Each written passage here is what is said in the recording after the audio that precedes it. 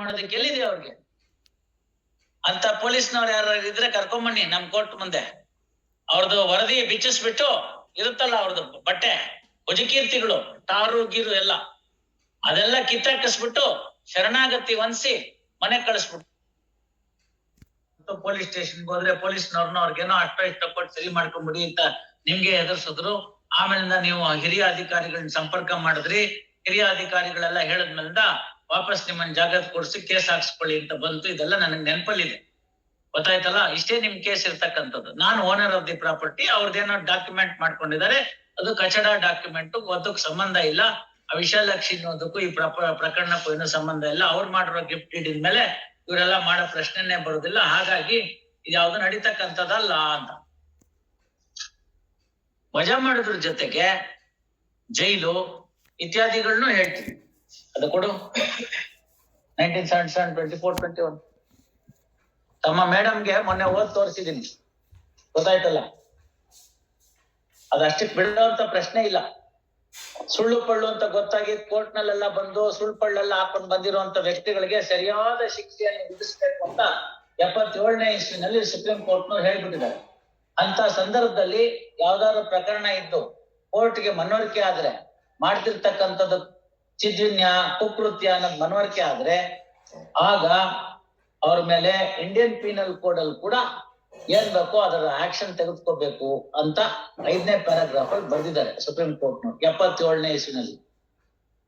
ಇನ್ನೊಂದ್ 4-5 ವರ್ಷ ಹೋದ್ರೆ ಈ ಜಜ್ಮೆಂಟ್ ಬಂದು 50 ವರ್ಷ ಆಗುತ್ತೆ.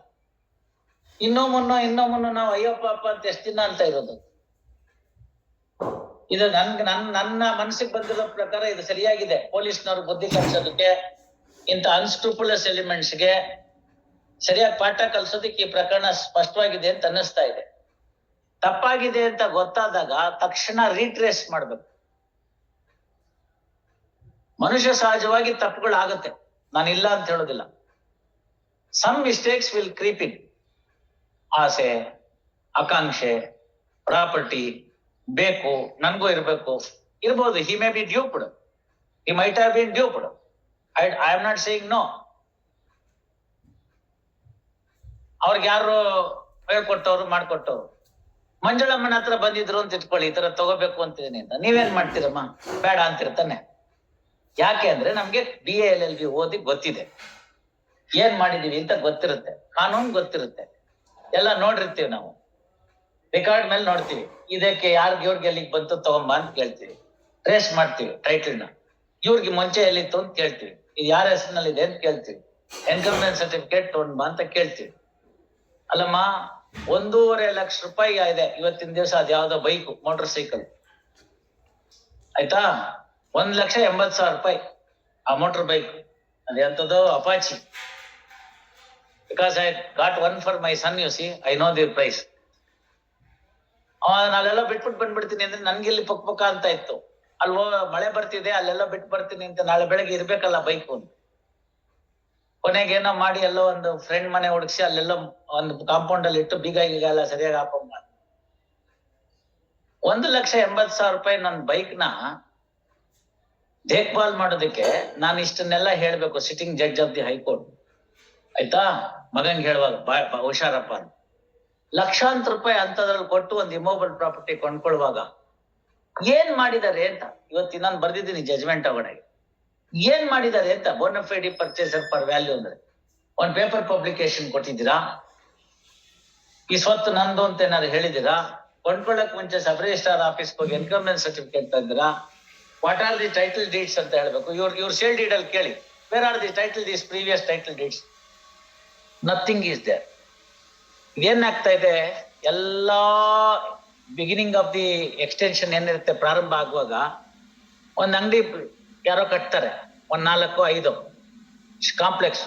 ಅದ್ರೊಳಗಡೆ ಒಂದ್ ಅಂಗಡಿ ನೋಡಿ, ರಿಯಲ್ ಎಸ್ಟೇಟ್ ಏಜೆನ್ಸಿ ಶುರು ಆಗೋದೇ ಅಲ್ಲಿಂದ. ಸಿಮೆಂಟ್ ಅಂಗಡಿ ಬರಕ್ ಮುಂಚಿತವಾಗಿ ರಿಯಲ್ ಎಸ್ಟೇಟ್ ಏಜೆನ್ಸಿ ಶುರು ಆಗುತ್ತೆ. All are of that nature. ದುಡ್ಡಿರೋನ್ ಏನ್ ಮಾಡ್ತಾನೆ, 6ಕ್ಕಿರೋದು 3ಕ್ಕೆ ಸಿಗ್ತಾ ಇದೆ ಅಂತಂದ್ರೆ ಹೋಗಿ ಬಿದ್ದೋಗ್ಬಿಡ್ತಾರೆ ಆಸೆ ಪಟ್ಬಿಟ್ಟು. ಈಗ ಆ 1,80,000 ರೂಪಾಯಿಂದ ಮೋಟರ್ ಸೈಕಲ್ ಸೆಕೆಂಡ್ ಹ್ಯಾಂಡ್ ಅಲ್ಲಿ ಎಲ್ಲಾ ಎಕ್ಸ್ಟೆನ್ಷನ್ ಅಲ್ಲೂ ಇದೆ ನೋಡಿ. ಹೊಸದಕ್ಕಿಂತ ಚೆನ್ನಾಗಿ ಪಾಲಿಶ್ ಮಾಡಿಟ್ಟಿರ್ತಾನೆ. It is being sold for 40,000 rupees. Assume for a moment ನಾನೊಂದು ಮೋಟರ್ ಸೈಕಲ್ ತೆಗೆದುಕೊತೀನಿ, ನನ್ಗೆ ಅದನ್ನ ಓಡ್ಸಕ್ ಬರಲ್ವೋ, ಅಥವಾ ಹೋಗಿದ ತಕ್ಷಣ ಎಲ್ಲೋ ಒಂದು ಡಿಕ್ಕಿ ಹೊಡೆದ್ಬಿಟ್ನೋ, ಏನೋ ಆಗೋಯ್ತು ಅಂತ ಇಟ್ಕೊಳ್ಳೋಣ, ನಮ್ಮ ಮನೆಯವ್ರು ಹೇಳಿದಾರೆ ಅದನ್ನ ಮಾರ್ಬಿಡಿ ಅಂತ. ಆಯ್ತು, ಮಾರ್ಬಿಟ್ರೆ 40,000ಕ್ಕ ನೀವು ಅದ್ರ ಡಾಕ್ಯುಮೆಂಟ್, ಚಾಸಿಸ್ ನಂಬರ್ ಎಲ್ಲ ಕೇಳಿ.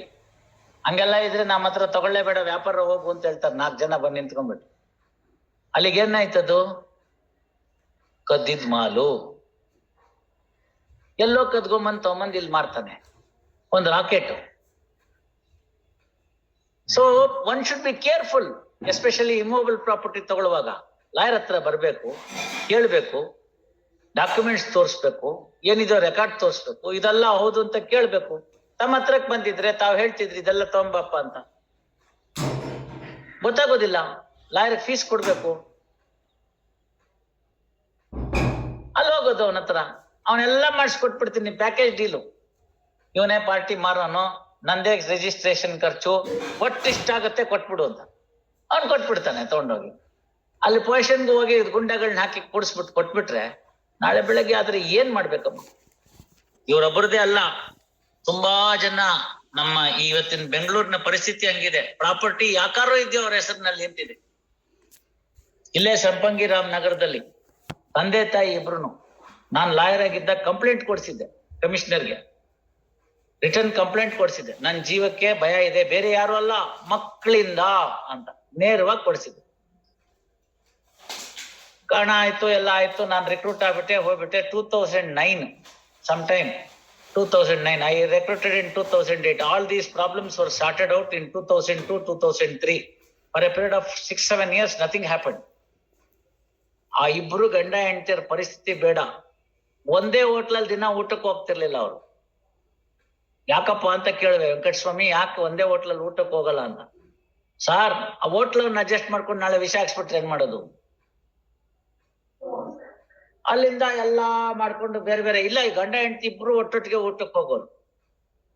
ಆಮೇಲೆ ಫೈನಲಿ ಎಂಥ ಗಾಸ್ಟ್ಲಿ ನ್ಯೂಸ್ ಅಂದ್ರೆ, I saw in TV9 that in Sampangiram Nagara old couple were done to death and their dead bodies were wrapped in the bed and kept in the house itself ಅಂತ. ಯಾಕಪ್ಪ ಅಂತ ನನಗೆ ಸ್ವಲ್ಪ ಗಾಬರಿ ಆಗಿ ನೋಡ್ತೀನಿ. Same Venkataswamy and his wife, ಅವರು ಅಲ್ಲೇ ಕೊಂದ್ ಹಾಕ್ಬಿಟ್ಟು ಹೆಣ ಡಿಸ್ಪೋಸ್ ಮಾಡಕ್ ಗೊತ್ತಾಗ್ದಲ್ನೆ ಹಾಸಿಗೆ ಸುತ್ತಿಟ್ಬಿಟ್ಟಿದ್ದಾನೆ. ಪಕ್ಕದ ಮನೆಯವ್ರು ಹತ್ಕದ ಮನೆಯವರೆಲ್ಲ 8 ದಿನ ಆದ್ಮೇಲೆ ದುರ್ವಾಸನೆ ಬರ್ತಿದೆ ಅಂತ ಪೊಲೀಸ್ ಒಳಗೋಗಿ ನೋಡಿದ್ರೆ ಅಲ್ಲಿ ಇಬ್ಬರು ಹೆಣ ಇದೆ. I don't know what happen, because client 2001 ಅವ್ರದೆಲ್ಲ ಪ್ರಕರಣ ಮುಗ್ದೋಗಿತ್ತು, ಕೊಟ್ಬಿಟ್ಟಿದ್ದು. ನನ್ಗೆ ಇನ್ಯಾರು ಗೊತ್ತೂ ಇರ್ಲಿಲ್ಲ. But I was very very very ಒಂಥರ ನನ್ಗೆ ಒಂದು ಫೀಲಿಂಗ್ ಬಂದ್ಬಿಡ್ತು ಅಂದ್ರೆ ಲೆಕ್ಕ ಹಾಕೊಳ್ಳಿ ಡಿಸ್ಟ್ರಿಕ್ಟ್ ಜಡ್ಜ್ಗೆ. ಇನ್ನು ಅವ್ರ ಮನೆಯವ್ರಗಳಿಗೆಲ್ಲ ಏನ್ ಶಾಕ್ ಆಗಿರ್ಬೋದು. ಅಲ್ಲೆಲ್ಲೋ ಒಂದ್ ಕಡೆ ಯಾವ್ದೋ ಒಂದ್ ಲೀಸಿಂದ ಇತ್ತು, ಅದನ್ನ ಮುಗಿಸಿದ್ರು. ಅದ್ರಲ್ಲಿ 1.5 ಕೋಟಿ ರೂಪಾಯಿ 2 ಕೋಟಿ ರೂಪಾಯಿನಷ್ಟು ದುಡ್ಡು ಬಂದಿತ್ತು ಅವ್ರಿಗೆ. ಅದೆಲ್ಲ ಬ್ಯಾಂಕು ಗಿಂಕಲ್ಲೆಲ್ಲ ಇಟ್ಕೊಟ್ಟಿದ್ರು, ಏನೇನೋ ಮಾಡಿದ್ರು. ಇಬ್ರು ಇಲ್ಲ ಈಗ, ತಂದೆನೂ ಇಲ್ಲ ತಾಯಿನೂ ಇಲ್ಲ. ಏನ್ ಮಾಡ್ತೀರಿ ನೀವು? That is one suit I fought against the BDA till end. ಅದರಿಂದಾನೇ BDA ಮೇಲೆ ಅಷ್ಟು ನಾನು ಖಚಿತವಾಗಿ ಹೇಳಿ ಬರೆಯಕ್ಕಾಗೋದು. ಎಲ್ಲ ಹಂತದಲ್ಲಿ BDA ತೊಂದರೆ ಕೊಟ್ಟು ಏನು ಮಾಡಕ್ ಬರಲ್ಲ. It's all right. ಅದರಿಂದ ನಾನೇನ್ ತಮ್ಗೆ ಹೇಳಕ್ ಕೊಟ್ಟಿದ್ದು ಅಂದ್ರೆ, ವಯಸ್ಸಾದವ್ರಿಗೆ, ಒಬ್ಬೊಬ್ರೆ ಇರೋರ್ಗೆ, ಯಾರು ಇಲ್ಲ ಅಂತ ಅನ್ನೋರ್ಗೆ, ನಿರ್ಗತಿಕರಿಗೆ ಇವತ್ತು ಪ್ರಾಪರ್ಟಿ ಮೇಂಟೈನ್ ಮಾಡ್ಕೊಳ್ಳೋದು ಬೆಂಗಳೂರಿನಲ್ಲಿ ಕಷ್ಟ ಇದೆ. ಏನ್ ಮಾಡೋದಕ್ಕೂ ಹೇಸೋದಿಲ್ಲ ಜನ. ಪ್ರಾಪರ್ಟಿ ವ್ಯಾಲ್ಯೂ ಅಷ್ಟಿದೆ, ಕೇರ್ಫುಲ್ ಆಗಿರ್ಬೇಕು. ಹಾಗಿದ್ದಂತ ಪಕ್ಷದಲ್ಲಿ ಇಂಥವ್ರು ಅದಕ್ಕೆಲ್ಲ ಸಿಕ್ಕಾಕೊಂಡ್ಬಿಟ್ಟು, ಈಗ ಯಾರೋ ನೋಡಿ ಇವ್ರು ಯಾರು ಕೊಡ್ಸಿದ್ರು, ಇವ್ರಿಗೆ ಯಾರ ಪ್ರಾಪರ್ಟಿ ಕೊಡ್ಸಿದ್ರು ನೀನ್ ತಗೋ ಅಂತ, ಅವ್ನ್ ಹೋಗ್ಬಿಟ್ಟ. ಇವನ್ಗೆ ಅಲ್ಲೂ ಹೋಯ್ತು. ಆಗೋದೇ ಅಷ್ಟಲ್ವಮ್ಮ, ಆಗೋದೇ ಅಷ್ಟು. ಹಾಗಾಗಿ ಅವ್ರ ಜೊತೆ ಕೂತ್ಕೊಳ್ಳಿ, ಏನಾರು ಒಂದ್ ಮಾತಾಡಿ. ಕಾನೂನಾತ್ಮಕವಾಗಿ ಬರಿಬೇಕು ಅಂತಂದ್ರೆ ಮೈ ಹ್ಯಾಂಡ್ಸ್ ಆರ್ ಟೈಡ್, ಗೊತ್ತಾಯ್ತಲ್ಲ? ಆವಾಗ ಇವತ್ತಾಗುತ್ತೋ, ಆ ಕಡೆಗಾಗುತ್ತೋ, ಈ ಕಡೆಗಾಗುತ್ತೋ ನಾ ಹೇಳಲಾರೆ. ಕೂತ್ಕೊಂಡು ಮಾತಾಡ್ಲಿ. ತಾವು ಅಷ್ಟೇ ಇವ್ರೆ, ಗೊತ್ತಾಯ್ತಲ್ಲ, ನೀವು ತಲೆ ಎಲ್ಲ ಅಲ್ಲಾಡ್ಸೋದು ನನಗೆ ಬೇಡ, ರಾಜಿ ಅನ್ಬಾರ್ದು. Best out of bad bargain. ಏನೋ ಗ್ರಾಚಾರ ಬಂದಿತ್ತಪ್ಪ, ನಿರ್ವಹಣೆ ಆಯ್ತು ಅಂತ ಕೂತ್ಕೊಂಡು ಏನಾದ್ರು ಮಾತಾಡಿ. ಆತನ್ಗುನು ಅನ್ಯಾಯ ಆಗಿದೆ ಇದ್ರೊಳಗಡೆಗೆ, ಯಾರೋ ಮೋಸ ಮಾಡಿದ್ದಾರೆ.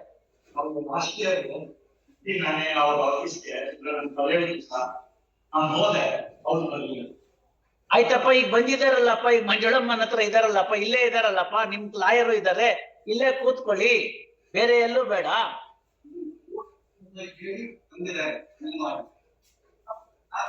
ಆ ದೃಷ್ಟಿಯಿಂದನೇ ಹೇಳಿದ್ದು. ಇವಾಗ ಅವ್ರ ಗ್ರೀವೆನ್ಸ್ ಇರೋದೇನು ಅಂದ್ರೆ, I was ready for settlement, the other side did not turn up ಅಂತ. No he is there. ನೆನ್ನೆ ಎಷ್ಟು ಹೇಳಿದ್ರು ವಾಪಸ್ ಬರೋದಿಲ್ಲ, ಗೊತ್ತಾಯ್ತಲ್ಲ. ನೆನ್ನೆ ಎಷ್ಟು ಹೇಳಿದ್ರು ವಾಪಸ್ ಬರೋದಿಲ್ಲ. ಇವತ್ತೊಂದು ಹೊಸ ಅವಕಾಶಗಳನ್ನ ಮೇಂಟೈನ್ ಮಾಡ್ಕೊಳ್ಳೋದು ಬಹಳ ಕಷ್ಟ ಇದೆ. I had a vacant site as a lawyer. Before I was posted to the district judge in Kalburgi, immediately we had a construction there. ಒಂದು ಸಣ್ಣದೊಂದು 1.5 ಚದರದ್ದು ಒಂದು ಮನೆ ಕಟ್ಟಿ, ಒಂದು ಹಾಲು, ಅಡಿಗೆ ಮನೆ, ಬಚ್ಚಲ್ ಮನೆ ಎಲ್ಲ ಕಟ್ಟಿ, ಅದಕ್ಕೊಂದು ಶೀಟ್ ರೂಫ್ ಹಾಕ್ಸಿ, ಬೋರ್ವೆಲ್ ಮೊದಲೇ ಇತ್ತು ಬಿಡಿ, ಅದ್ರದ್ದು ಎಲೆಕ್ಟ್ರಿಸಿಟಿ ಕನೆಕ್ಷನ್ ತೆಗೆದುಕೊಂಡು ಅವ್ರಿಗೊಂದು ನೀರಿನ ವ್ಯವಸ್ಥೆ ಮಾಡಿಕೊಟ್ಬಿಟ್ಟು, ಒಂದು ಮೀಟರ್ ಹಾಕ್ಸಿ, ಕಾಂಪೌಂಡ್ ಹಾಕಿ ಸುತ್ತು 4 ಕಡೆಗೆ, ಅಲ್ಲೊಬ್ಬರನ್ನ ವಾಚ್ಮೆನ್ ಇಟ್ಟು ಎಲ್ಲ ಮಾಡ್ಬಿಟ್ಟು ಹೋಗಿದ್ದೀವಿ ನಾವು. ಇಲ್ಲದ್ರೆ ಆಗೋದಿಲ್ಲ ಅದು. ನಾನು ಅಲ್ಲೆಲ್ಲೋ ಇರ್ತೀನಿ, ನಾನ್ ಮುಂದಿನ ಸರ್ತಿ ವಾಪಸ್ ಬರೋಷ್ಟೊತ್ತಿಗೆ 1 3 ತಿಂಗಳು 6 ತಿಂಗಳು ಅನ್ನೋಷ್ಟೊತ್ತಿಗೆ ಅಲ್ಲೊಂದು ಬಿಲ್ಡಿಂಗೇ ಬಂದ್ಬಿಟ್ಟಿರುತ್ತೆ. ಎಲ್ಲ ಅನಾಥರೈಸ್ಡ್ ಕನ್ಸ್ಟ್ರಕ್ಷನ್. ಏನ್ ಮಾಡ್ಬೇಕು? ಹಾಗಿದ್ದಂತ ಪಕ್ಷದಲ್ಲಿ ಒಬ್ರು ಲಾಯರ್ ಆಗಿದ್ಕೊಂಡು ಒಬ್ರು ಜಡ್ಜ್ಗಾಗಿದ್ಕೊಂಡ್ರೆ ಅವ್ರಿಗೆ ಈ ತರ ಭಯ ಇದ್ರೆ, ಇನ್ ಕಾಮನ್ ಮ್ಯಾನ್ಗೆ ಆಗಿರುತ್ತೆ? ಹಗಲೋ ರಾತ್ರಿ ಕಟ್ಬಿಡ್ತಾರೆ ಮನೆಗಳನ್ನ. ತಮ್ಮ ಹೆಸರೇನು ಅಂದ್ರೆ ಇವ್ರೆ, ತಮ್ಮ ಹೆಸರೇನು? ಶ್ರೀನಿವಾಸ್ ಅವ್ರೆ, ಅವ್ರ ಜೊತೆ ಕೂತ್ಕೊಳ್ಳಿ, ಮಾತಾಡಿ, ಹಳೆ ಕಹಿ ಎಲ್ಲ ಬಿಡಿ.